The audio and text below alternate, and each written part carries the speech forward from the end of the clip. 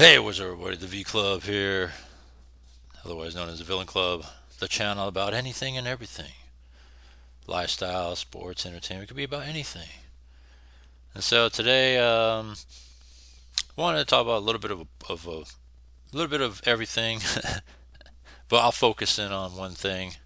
All right, that's coming, that's happening in California. But we'll talk about a little bit of everything because it's making the headlines, and it's just a matter of picking and choosing what I want to talk about, all in one video today.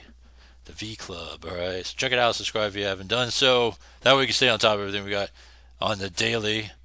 So let's get to it here. All right. So yesterday talked about how justice prevailed for Daniel Penny here. All right, because I mean, at least we finally have some sort of real justice, right? Because they really tried to, in a sense, stack the deck to convict Daniel Penny, right? Um, you know, where they were kind of locked in a deadlock with the first, I guess, charge, which was the major charge. So the judge on last Friday said, "I will remove that one, and we'll have the second charge, which was a lesser charge."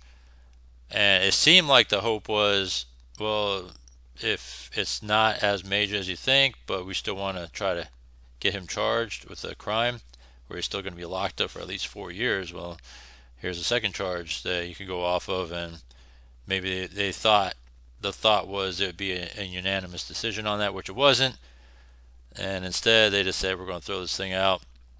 Jurors decided against everything and decided that they should just acquit him, and that's what happened. So, of course, what happens? Yeah, BLM that gets upset about it because a white man wasn't convicted for killing a black man, but then you got to read what happened. You got to see what happened in order for the understanding to see why jurors decided to not convict the guy.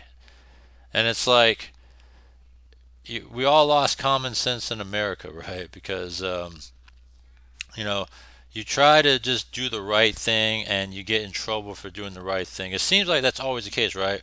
Whereas all the bad stuff that's happening, soft on crime, and all this other crap that's happening, yeah, all the bad things that happen, it seems like they just get a slap on the wrist. So it's like you might as well just do the opposite because it seems like you're better off doing the opposite than trying to do a good thing because they're trying to punish a guy for doing the right thing and doing the good thing. And at least he got off, right? So with that, what else here? Oh, they found this guy that killed the United Healthcare CEO, this dude here, Luigi Maggione. That's this guy here. They found him. He was just eating at a McDonald's, and he's not some like you know if you're actually looking at his background, he's actually not some like spun out um, you know drug high kind of guy or he's actually a well off guy. I mean, he has money, just well off. He just had a thing against the CEO. I mean, we could dig more into it, but I just wanted to mention that he was caught. The killer was caught. So that's good. We don't have a gunman running around right now, killing CEOs out there right now. So that's that. All right, now that's this guy here. Now let's talk about California. All right, this is my whole thing I wanted to talk about was California, where it says lights out, mass power outages coming to California. All right, and it's on top of Vallejo residents urge Gavin Newsom to enlist CHP amid safety concerns, which they've already sent out CHP to help with Oakland. They sent out CHP to help with Bakersfield, which is down south in California. And so it's like, why is the state, because CHP is the state police, it's equivalent to the state police in other states, state troopers. Some states call them state troopers, some states call it state police. Well, CHP is our state police in California. All right, and so with that, we have a lot of problems in California, right? where Gavin Newsom's trying to Trump-proof California, right? And try to protect the illegals and all that stuff from deportation, and going down to the border to do his little border show and talking about how he's going to try to, they're going to try to do a new construction on a border entry um, area there along the San Diego sector there. And, dog and pony show to protect illegals and things like that, while we give them handouts, right? All these handouts: health care, insurance, food, place to live. You got everything. They give you everything that you want and need to live in California. That's why we have a migration problem coming into California. All right, because he doesn't want. He's trying to protect the sanctuary states, sanctuary cities, and all that stuff. Meanwhile, we have crime out of control in all these different cities, especially the large. I'm surprised because you have these soft on crime mayors and city officials running these large blue cities, right? San Francisco, L.A., San Diego, right? These are blue cities, liberal progressives that are along the lines of running that same narrative with Gavin Newsom, who's blue, soft on crime, pro illegals, and things like that. Meanwhile, it's busting the budget and breaking California in terms of the bank and money that we don't have. And then what do we have to show for, right? They're trying to push to increase taxes, and they failed in some aspects, and they succeeded in some aspects by putting in bonds that California has to pay back over the next 30 years. So it's like taking a loan, right? In order to pass the budget for this year, but we're projected to be budget deficits for the upcoming years, well past Gavin Newsom out of office, because he gets out in 2026, where he's maxed out. But the damage is already done. He's running for president. And if you guys vote for him for president, man, you guys are a bunch of rubes and morons, all right? And I'm surprised these blue cities still tolerate the soft on crime and everything costs so much, because these people, all right, sit there and raise your taxes, raise everything, and then you wonder why. Why does everything cost so much? Why does everything cost so much? Well, because if they didn't fund all these programs and fund illegals, maybe we would have some money, right? That maybe they wouldn't be taxing us so hard, but they're going to keep taxing us hard, all right, until something changes. That's why you have an exodus of people out of state, moving out of state, businesses too. That's just what's happening in California. We lost congressional seats, all right, in California because of that. So they're trying to use illegals to replace congressional seats, build up once again, because it's all based on population and all that. So they're trying to use illegals to fill that missing batch of people, right, to build up the base again. And so safety concerns, right? I wonder why, right? I mean, the new reform is coming with Prop 50? I'm sorry, Prop 36 is the new one that finally got passed, so it's going to be implemented. And you would think Gavin Newsom would be acceptable to it, but we'll see if he's going to try to find some way to block it or fool people into voting for something, so that way it would take away from Prop 36. So it's coming, right, in terms of trying to address safety and all that. The reason why you have where it says there safety concerns in these cities is because of defunding the police and broken budgets, with these blue cities, and then of course soft on crime DAs and prosecutors and all that. That's the reason why there's safety concerns, right? And that's the reason why they can't hire more officers. So Gavin Newsom's spreading himself thin by sending our state police to assist in cities like Oakland and Bakersfield. Now Vallejo's asking for help too. It's just funny how that is, huh? Um, and then when it says there, lights out, mass power outages coming to California. Well, we've always had power issues with PG&E because all they want to do, and I think they're in cahoots with each other between the governor and PG&E, even though they try to play like they're not. But of course he is. He has his hand in everything. Green New Deal. Let's push out all these electric cars. Everything has to be electrified in the next 10 years, whatever. Come on, man. You think there's no deal going on here with PG&E, right, to be the infrastructure of all this when we don't have a very good infrastructure in the first place?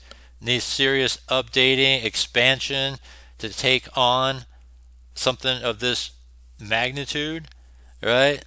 And so when you think about it, if you need something like this to take on this magnitude, it's just you need to update the infrastructure, which they really haven't. They really have not updated infrastructure. We've had years of blackouts and brownouts due to the heat, massive, excessive heat, and all that. I'm actually surprised it didn't happen. I think we've experienced a little bit of brownouts here and there these last couple of years, but it wasn't like headline type stuff that we've been seeing over, from years ago when we were going through rolling blackouts and all that stuff. But yeah, they want to push all this electric mandate, electric this, electric that, and electric cars and all this bullshit, Green New Deal, solar, and all this crap, right?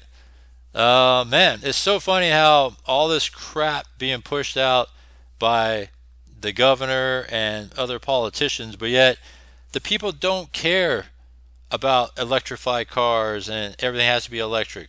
People don't care about solar and all that stuff. Less than you think. People care less than you think. How about that? And then people care about crime. All right, people care about that stuff. That's why we voted to bring back policing again, right? So people are not pro illegal. All right, so we gotta get that straight. But yet we're still giving them everything. We still have problems in California with homeless. Is one of the big problems in California, which they have their hands in too with NGOs and all that stuff. NGOs between illegals and homeless, right? Because NGOs can help out homeless too, right?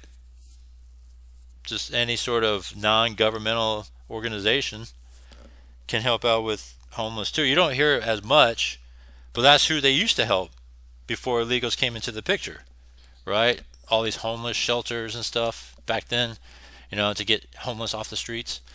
But that hasn't been as effective anymore in the messaging of it. And plus, homeless don't care because they have bigger problems, technically, right? The reason why they're homeless is they have addiction problems that we're not addressing. But yet, politicians are stupid. They don't get it. They don't understand that in order to address the homeless, you got to address their addictions. If you address their addictions, it addresses the homeless. It goes hand in hand. Everybody sees it, but the politicians, right?